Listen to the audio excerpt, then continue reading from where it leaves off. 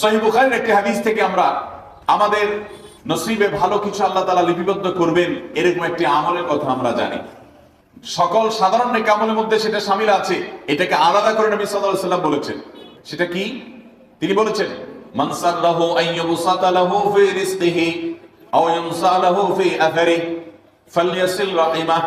মান সাল্লাহা লাহু আইয়ুবসাতা লাহু ফি রিজকিহি আও ইউনসা লাহু ফি আথারিহি, যে ব্যক্তি চায় তার রিজিককে প্রশস্ত করে দেওয়া হোক, তার রিজিকে বারাকা দেওয়া হোক এবং তার হায়াত বৃদ্ধি করে দেওয়া হোক, এটা যে চায়, ফালিয়াসিল রাহিমা, সে যেন তার রক্ত সম্পর্কীয় আত্মীয়দের সাথে সুসম্পর্ক বজায় রাখে, সে যেন তার রক্ত সম্পর্কীয় আত্মীয়দের সাথে সম্পর্ক সবসময় জুড়ে রাখে, সম্পর্ক যেন ভালো রাখে, তাদের সাথে সম্পর্ক যেন ছিন্ন না করে।